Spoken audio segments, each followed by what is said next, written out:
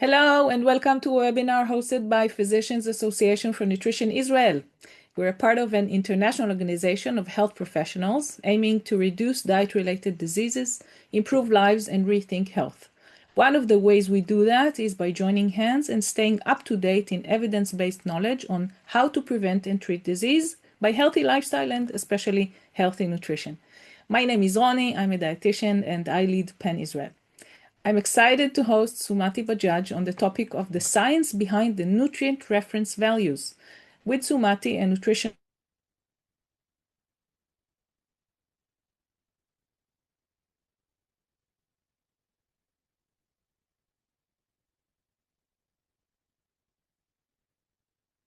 at University College London and International Food Policy Research Institute, working at the intersection of diet, health, and sustainability. She is a contributing author to the 2025 Eat Lancet Commission report and is committed to translating evidence into real-world impact for healthier people and healthier planet. We'll have a short Q&A towards the end of the session. So, Sumati, thank you so much for being with us today. You can share your presentation and we can start with it. Thank you, Ronnie, and I'm happy to be here. I'll quickly share my presentation. Thank you. Is it visible? Yes.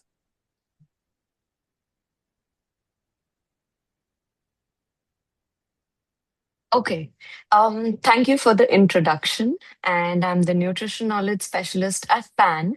And I wrote this paper in my previous life as a researcher at University College London with my co-authors. And I'm very happy to be presenting this paper for the first time outside of a conference. This is the first time I was telling Ronnie that this is the first time I'm presenting this paper as an oral presentation or a discussion. Previously, it was mostly in a poster form at a couple of conferences. So I'm really looking forward to getting your feedback as well, because of course, research is always something that we learn from each other. So looking forward. All right. So this paper is about assessing the quality of evidence behind nutrient reference values. And I'll quickly go through what the background for the paper was, what the objectives, methods, results, and then the discussion conclusion. So going through the format of the paper. And once I do that, we can then have our question and answer session. So, a basic background that most of us know that currently we are in a micronutrient global crisis where more than 2 billion people are deficient in at least one micronutrient globally. And if we were to give an example of vitamin A deficiency, we have around 500 million people deficient in vitamin A, which is also the leading cause of preventable blindness in children. And well, worldwide anemia is quite notoriously well known, and a large proportion of anemia is attributable to iron deficiency. Now, why do we care about micronutrient deficiency when we're talking about nutrient reference values? Precisely because a large proportion of deficiency comes from having inadequate intake of nutrients. Now, when you have to compare, uh, you would compare it with what is actually required by your body, and that is where the nutrient reference values come into play. So, the deficiency is a lot of times driven by inadequate intake of nutrient. And we have modeling data that suggests that our current food systems are failing us in terms of nutrients. We are not getting adequate nutrients, including 46% of the global population is having inadequate zinc intake, 65% is having inadequate iron intake, and 48% is inadequate in vitamin A intake. Now, all of these have not just life threatening and severe all these deficiencies don't just have severe health outcomes, but also are life threatening.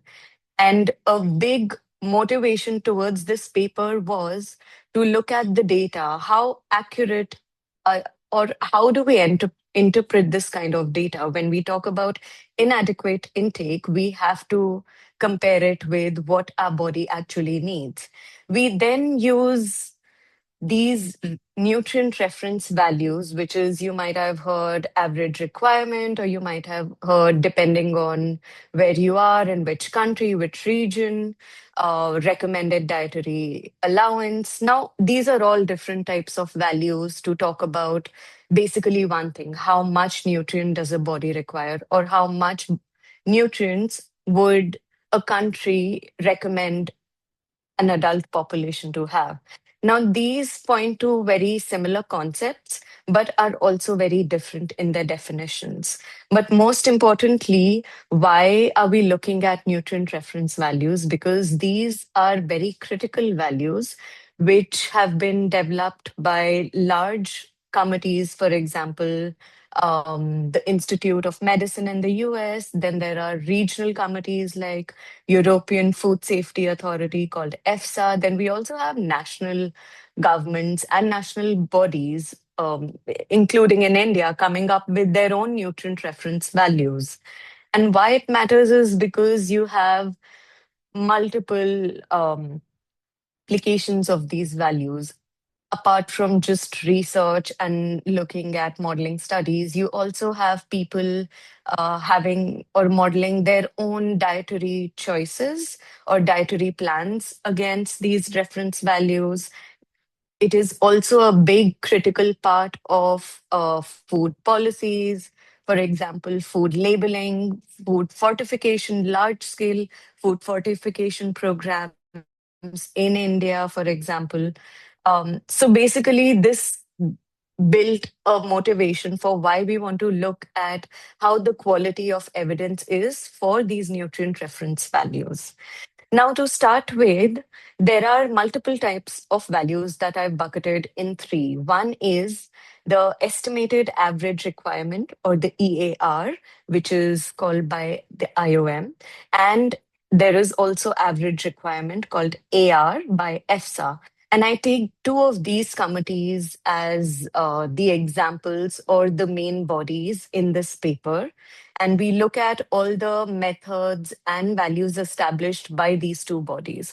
So, average requirements is basically the daily intake of a nutrient that is estimated to meet the needs of half of the population. So, you're not looking at the whole population, but half. So, the average requirement. Because at the end of the day, physiologically, you look at the requirements are minutely different, and you can never be accurate about each and every person's requirements. So these are more statistical estimates. And you use AR and EAR in modeling assessments. For example, the data that I presented here. So here, the percentage of inadequate intake of a nutrient is assessed against average requirements, because then you're not overestimating the deficiency against, say, a requirement that is there for all healthy individuals. So EAR and AR are relevant mostly for research purposes. We then have RDA PRI, which is recommended dietary allowance or population reference intakes.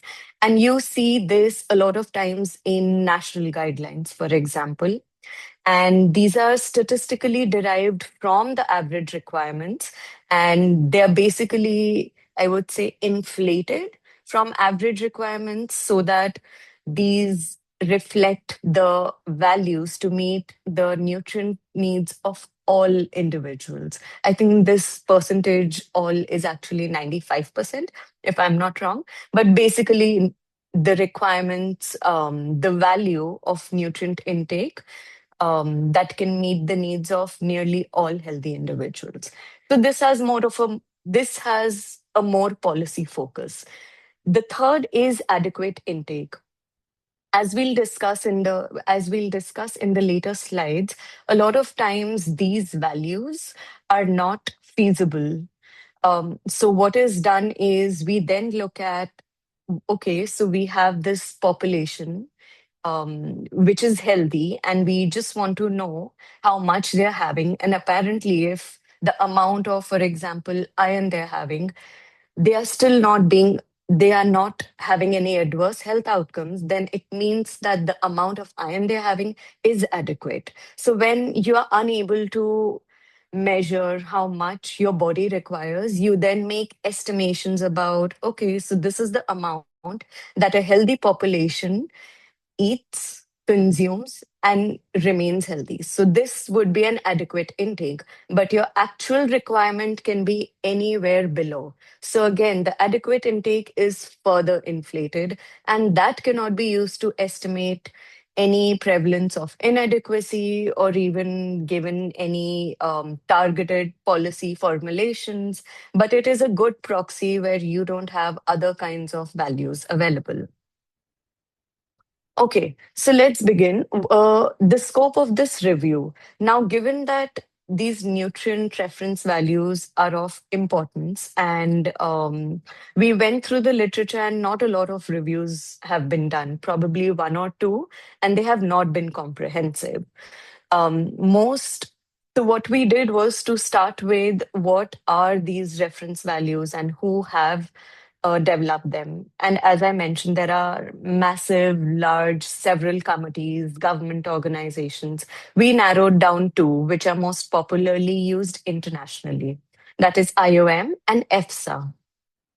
We then looked at their publicly available reports and covered 21 micronutrients, which includes 13 vitamins, 8 minerals, and a couple of other reviews existed which did something similar, but at a, I would say, a smaller scale, because they looked at maybe one or two life stages or very few micronutrients. We covered 21 micronutrients and across life stages. So this included infants, children, adults, pregnant women, and lactating women. And I know almost all of us here know that the requirements vary across life stages. So what we did was we looked at the evidence. I'll go back here. We looked at 26 publicly available reports, and this included reports published by EFSA and IOM on the nutrient reference values that they developed on these 21 micronutrients for these life stages. So these were 26 large public reports, which included not just the values that they came up with, that, okay, these are the average requirements, but also it included the literature review that these panels did, what criteria they assessed to see what kind of studies they want to accept as being of good quality, and to on which studies they based their nutrient reference values. Because at the end of the day, the values that they also provide are based on a review of multiple other physiological studies that have happened. So what we did was then we looked at each reference value and the method that both IOM and EFSA has used. And we then basically compared and classified each of them against methodological approaches. We also looked at evidence quality in terms of, um, okay, so we looked at evidence quality, for which first we looked at the methodological approach, whether the evidence that they used looked and measured the value more directly or indirectly. We'll discuss that in more detail. Whether the evidence was based on 10 studies or whether it was based on more studies, how many participants were there in those studies. Just to see whether, just for example, if the difference would be basically for one nutrient, maybe it was one study which was conducted in 5 men in 1950s, and my nutrient requirements are being derived from that. I am a woman, and there's gender difference, there could be geographical difference, there is definitely decades of difference. So we basically classified the evidence based on what kind of method was used, how many sources were they, as you know, in research and generally in science. The larger number of sources of better quality, the better your estimation would be. And how many participants were there? Was the iron requirement derived from just 5 participants? Or was it derived from 20,000 participants? The results really vary. Um, we then classify the quality based on whether it was of good quality, moderate quality, or low quality. So, very briefly, going into the definition. So, the good quality would be using studies where they use direct approaches. So, a direct approach would be having, for example, a controlled experimental study. Uh, I can briefly give you an example. This would be if we have a control group, we have a treatment group. The control group is not given something, and the treatment group is given the treatment, how that would differ. So you can actually establish the link between what is given, which is the nutrient intake, and the health outcome. Whereas, for example, a factorial approach, which is there under moderate quality, or an extrapolated estimate, which is basically an indirect approach, would be okay. We know from direct experimental studies for healthy adults, we have that data from healthy adults. For example, we cannot conduct such studies for infants because of ethical reasons and also logistical reasons. So you would then extrapolate if these are the requirements for a healthy adult, then if we were to reduce it by energy requirements and by age and by BMI, like there are multiple methods. So you are extrapolating indirectly. So that's not really what a direct method would be, but it's more of an indirect estimation. Now, I wouldn't say that that is not the right thing or that is inaccurate. It's just not direct. And that is why direct studies have been given priority under good quality. And we have indirect studies like balance studies, factorial approaches, extrapolated estimates under moderate quality. And within good quality as well, just because you have direct study does not mean that it may be of good quality. It needs to be at least uh, 10 such studies or having at least 100 participants. Now, trust me, I feel these numbers are also low, but the current evidence that we have in this field is already so low and of fewer participants, smaller studies, because of how invasive such studies are. This number still looks big. If I were to look at this number for example, a cohort study, that would be at least 500,000 participants to be a good quality. So while we were making these classifications, we were also trying to be mindful about what is actually practically possible. Okay, so what did the results say?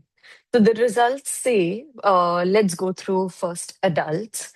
Most of them were recently published for EFSA, which is the European Food Safety Authority. They updated it more recently. And while the IOM published it a while earlier, we are hoping we might get another update in a few years. Maybe we definitely got one for calcium and vitamin D, which also then made the sources very similar to what EFSA was using. Because at the end of the day, they're using the same pool of studies and same pool of literature. So an average of 6 sources per nutrient reference values was used and which was published before the 2000s, which is around what? More than 26 years ago.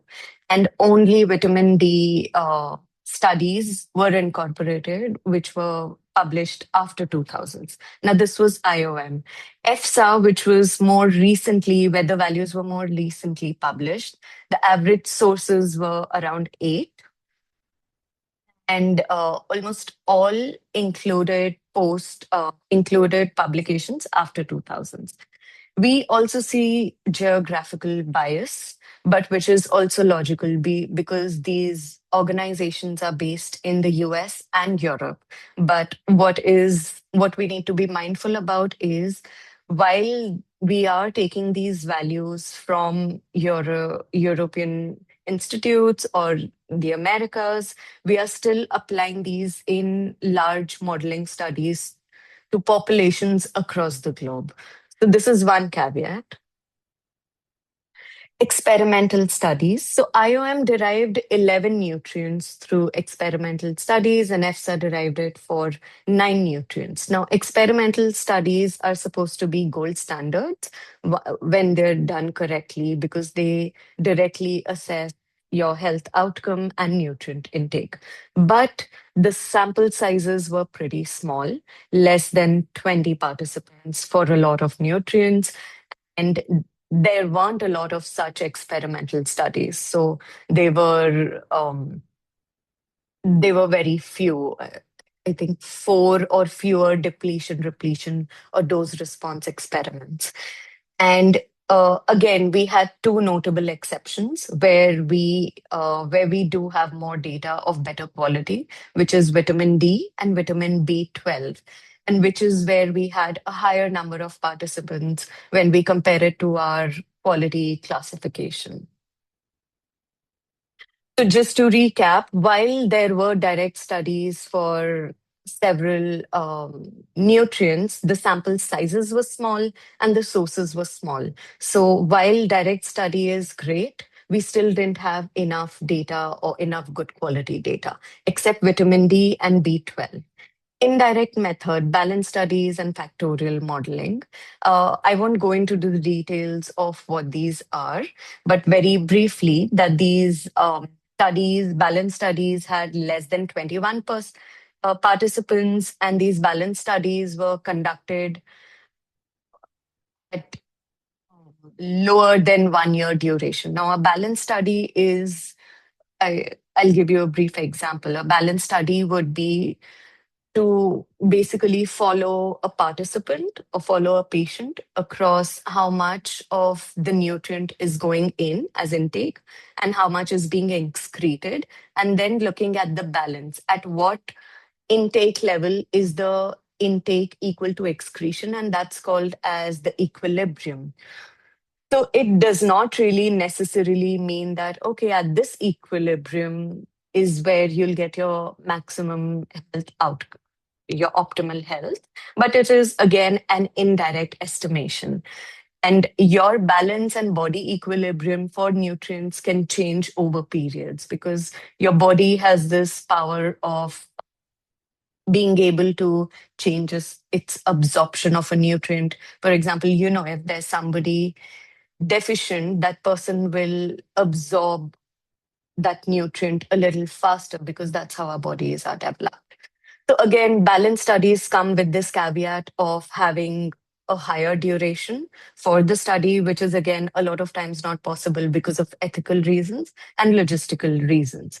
So while balance studies for nutrients like calcium are important, because calcium does not have any direct studies because of nutrient metabolisms and difficulty in pinpointing what health outcome can actually be a correct marker of calcium intake.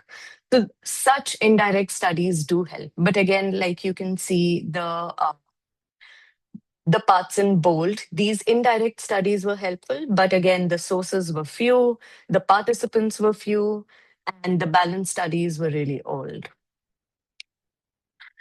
Finally, we come on to observed intake data. If you remember, I had mentioned initially about adequate intake when I had mentioned RDA, average requirements. We also had adequate intakes. Now, when a lot of times you can't have these direct studies and you can't have balanced factorial, etc., indirect studies, what you do then is you go to your national survey and you see across your mm, national survey, this healthy population was having this much amount of this nutrient. And that is what you say is adequate intake, which is quite alarming to use as a reference value for multiple other critical factors like fortification for food policies and even for modeling studies where you are estimating that a certain population is deficient. So this paper basically shows you that the comparison number, even for modeling studies, needs to be looked at. You can't just look at numbers and not see what actually it is compared with. You always need to highlight those caveats. So again, for IOM, two NRVs were derived from observed intake data, and six NRVs for EFSA were derived from such surveys to look at what was adequate intake. And just as I highlight in the critical reflection, adequate intake reflect prevailing consumption patterns shaped by cultural and economic constraints. They cannot be used to quantify population level inadequacy and may overestimate requirements. We then also looked at other populations, which is a very critical population: infants, children, pregnant, and lactating women. One, because they have different requirements, and two, because they disproportionately take the burden of micronutrient deficiencies and its health outcomes. So we looked at the data and the evidence that is there that has been used by IOM and EFSA. And logically, there are a lot of ethical and methodological constraints which make experimental studies unfeasible for such groups. And that is why experimental data was used only for vitamin D for infants, vitamin B6, and folate for pregnant women. And most of the times, extrapolation from adults was used, which is basically what I had explained in the beginning, where you basically extrapolate from an already established value while you adjust for body size and using some growth adjustments. So, again, it's not always accurate, but it is a good proxy when experimental data or direct or better data is unavailable. We also see another method, which is breast milk and fetal accumulation, where NRBs for a lot of younger infants and lactating women were derived through breast milk concentration data, where I think just the breast milk was evaluated to see how much of a particular nutrient, what the concentration is, and then you would just derive that a female adult who is lactating would have the requirements of a non-lactating female adult plus the breast milk concentration, just so that that can go out to the baby. So these are again all estimations that are made, and these are again very indirect methods, but very useful when direct methods are not.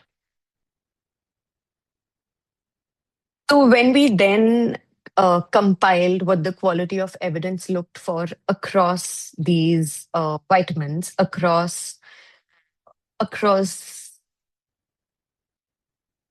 this classification, which is good quality, moderate quality, low quality, based on type of study, type of method, number of sources, participants, we find this. You see at the top, good quality NRVs were provided for vitamin D, vitamin B12 for adults, and that is it. For infants, vitamin D, B6, folate in pregnancy. So it's quite lonely over the top. Moderate quality, we have vitamin B6, riboflavin, A, C, selenium, iron, zinc, and also not for both organizations. Some for EFSA, some for IOM, and you have low quality for a lot. That's a long list for low quality NRPs. Now, I wouldn't directly say that these values are of low quality, but I would more accurately say that the evidence is not of good quality according to my classification. We don't do any statistical strength evidence. We looked at the classification that I had mentioned. So these are two very different ways of talking about quality here. And so the main finding of this study was that we don't have a lot of good quality values. We need more research going into it. Now, very quickly to go into key limitations that came out of this study. One, that we looked at the sample size is a big problem across almost all nutrients because a lot of values were based on studies fewer than 20 participants, and which means that the findings are not of high certainty, and you can't even capture variability, statistical variability in such small participant size. So again, your findings or your values are not very representative in a way. Publication age, most of them were before the 20,000s, before the 2000s for IOM, but also the IOM has not been updated in the past few decades. EFSA had more recently published data for its nutrient reference values, but again, not for all. Another key limitation was that the study durations were small and methods were indirect. We've discussed most of these in detail. The methods were indirect, for example, in balance and factorial studies, which do not directly assess health outcomes. And again, it reduces certainty about nutrient thresholds. And we discussed calcium as a case study. And we also discussed the adaptive responses that are missed in case studies like calcium, where where your body can actually come to a new steady state. And what you see in, for example, in less than 1 year may not be the true long-term requirement. Key limitation three, the geographic bias and global applicability. We mentioned that although these values are based on mostly high income countries, population from high income countries, but also these organizations develop these values for these countries. So that is fair. But at the end of the day, we are applying it in a lot of circumstances and a lot of studies to the global population, which requires a lot of caveats. For example, in lower and middle income countries, your health burdens are different. You have chronic inflammation, parasitism, infectious diseases, which really reduce your nutrient absorption and then increase physiological needs beyond what these nutrient reference values capture. So I'm not sure how much of these values would then be applicable to a real population in the lower middle income countries. And for example, iron and anemia, only 25% of anemia in preschool children and 37% of anemia in women in reproductive age in lower middle income countries is attributable to iron deficiencies. A lot of it is attributable to many other factors, including inflammation, infections. You also have the genetic disorders like thalassemia, you have other deficiencies. So again, these are not very geographically representative when it is applied. So what are some strengths that we also found, not to be pessimistic all the time? Like I mentioned a lot of times in my talk, that indirect approaches are not bad. They are really valuable because they provide valuable insights when experimental evidence is lacking. And experimental evidence is not possible all the time for many reasons, including ethical reasons, methodological logistical, but also a lot of times your nutrient metabolism does not allow for you to have a proper or an accurate body biomarker. So indirect approaches are very valuable in such cases. Some meta-analyses were also used, especially by EFSA, which is more logical because EFSA updated its values and analysis more recently. So there were more studies to do a systematic review. There were more meta-analyses to refer to. And as you know, meta-analysis increase statistical power and precision by combining data sets. But again, if the meta-analysis uses those same studies, which is maybe like 5 studies with 6 participants in each, no matter how much of a meta-analysis you conduct, it will still not be, it cannot basically improve the quality of those individual studies. But nevertheless, meta-analysis is definitely a step forward. Vulnerable populations, like we mentioned, it's not always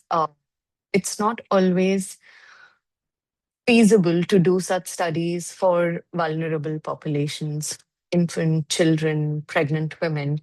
So a lot of times extrapolation, etc., been useful. Now, implications of how we should be using these values. Okay, there are a lot of issues with most of these values. What do we do now? These current nutrient reference values should be applied. They must. We don't have any other alternative. And they form the basis for policy, individual planning, for research, literally everywhere. So they must be applied, but with caution until new, better quality evidence is generated and values are updated. And these uncertainties that we've discussed throughout this past 30 minutes, I think, these must be clearly acknowledged in scientific literature as well as in policy applications. And I would say here, as well as in clinical practice. So, one, to apply these values cautiously, and not to say that these are equally reliable, but also to recognize which ones are more reliable and which ones need to come up with larger caveats, to restrict your modeling studies, for example, to nutrients where it is of high, it is of good or moderate quality, and not to use too much of the low quality values in the analyses. To also conduct sensitivity analysis in such modeling assessments. And finally, to communicate uncertainty properly, explicitly, and transparently in all settings. What would be the priorities for strengthening further evidence base? We would recommend having large and long-term studies wherever feasible, prioritizing experimental randomized controlled trials, although it's not available every time, having improved methods and biomarkers. So investing in something more fundamental and having interdisciplinary collaboration like ours.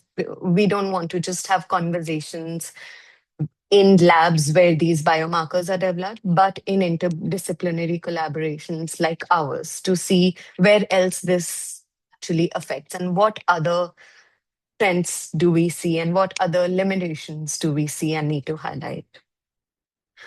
Conclusion, the core finding is that most nutrient reference values have been established by IOM and EFSA rest on limited, outdated, or indirect evidence.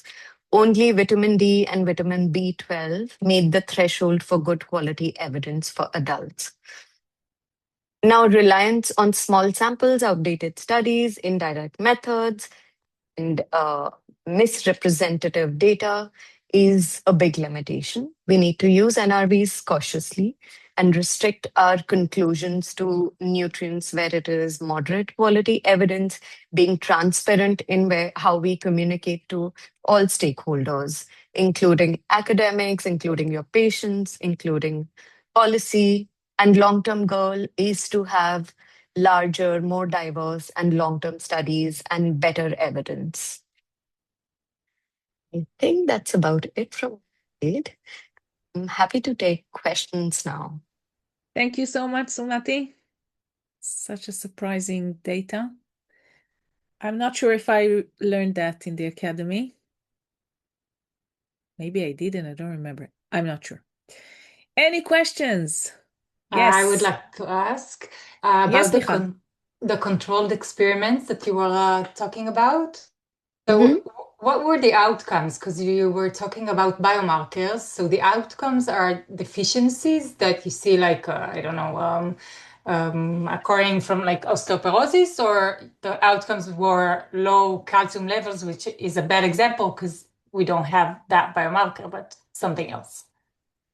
That's a great question. So that's exactly what the point of classifying the quality based on different approaches is for the control studies where you're looking at experimental data. The outcome, for example, you can't have outcome as osteoporosis because that is dependent on not just calcium, vitamin D. So Sure. if your risk for osteoporosis increases, you don't know whether that's from calcium intake or vitamin D intake. So a lot of times these were not direct health outcome, but these were more of biomarkers. Forgetting the exact one, but it would be more like serum ferritin low, something like that, which would depict, okay, this is a good depiction of you having N deficiency. So just having exact biomarkers So, in those controlled studies. and deciding what are the biomarkers levels are according to healthy people in the population? Exactly. That's another wormhole to go into. So there were studies which also compared different biomarkers, and then the question that these committees came up with, okay, which is the biomarker that we should look at? Not just the value and the approach, but also which biomarker. So there are multiple. And again, that's a great question. And I think that should also be assessed thoroughly. But yes, there are multiple, and we don't have certainty in what is better. But I think there is still more consensus coming up now that there is more research coming. Thank you. Other questions? Yes, Nir Tzabar. Regarding vitamin D, was it also was there is there a good quality research on elderly, like 65 years older? Eh, Now, I did this research 2 years ago, but from what I remember, vitamin D was one of those very few nutrients where you had research from multiple regions and also multiple populations. The largest number of, which also it included elderly, it also included young children and infants, because I think what they used as biomarker was serum, some serum related to vitamin D. So they didn't really have to look at any other, but the serum OH, I'm forgetting the exact name, was possible to measure. And yes, there was data on elderly, and the values are different for different life stages. That's why. And vitamin D, you'll see, comes under good quality for adults and for infant and pregnant women as well.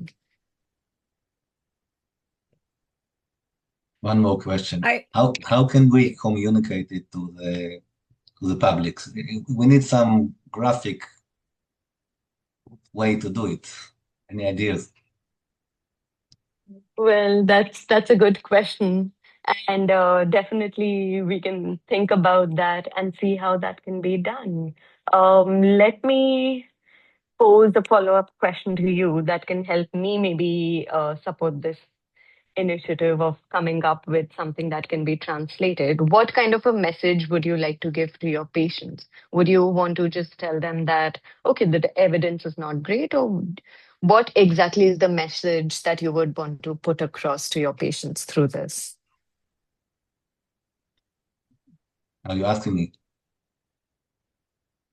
I think the message should be Yeah, I telling mean, governments to you look are at the it. one who looks at the patient, so you would be the best. Right. Right. Yeah. So I guess presentations like this, looking at posters, which is unfortunately just to academic groups, would be limited. But having some kind of infographic maybe might be useful. But what we've tried to do right now is we've tried to share this paper with policymakers as well. But again, as you know, it's a very slow process. And yeah, I guess maybe not just having a paper, but having more translative products from this might be useful for that audience. Hi. Yes, please. Thank you. So coming back to the question asked before, I am just wondering also whether this is something that at this stage we really need to communicate to the public, meaning to the patients. And what's your stand on that? Because I also do think that we are living in the times with huge amount of misinformation around nutrition, and patients start to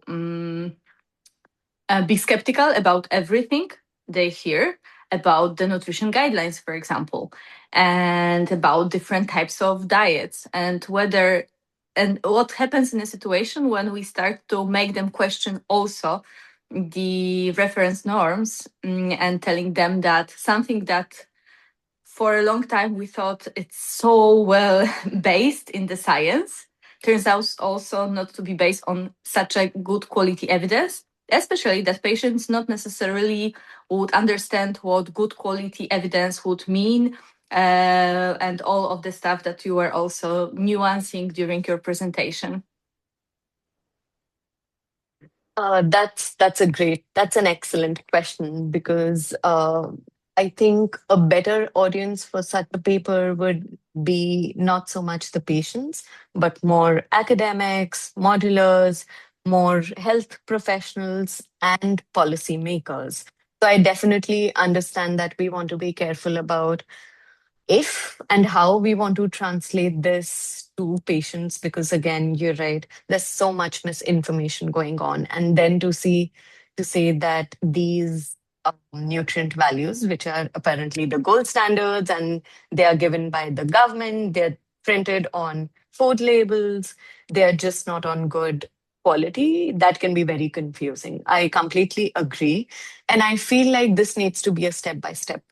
The main objective of this paper was to influence more people who are using these values directly and not so much at an individual level. But also, I think it's important for healthcare professionals to keep in mind that these values are based on specific evidence. And these values do require some changes. And maybe the new evidence might say that these values are actually correct. More and more and better evidence says that these values are correct. But there could be more evidence coming up to say these values are actually overestimating the requirements or underestimating. So all we know is that we need more studies, but we don't know whether this has been overestimated, underestimated, or if it is inaccurate. The only question is about the evidence needs to strengthen. Yeah, thank you very much. I completely agree that we are the main target audience for this message. First, the professionals. We don't know that. I think it's a very new information, Sumati. This is why I asked you to present it to us.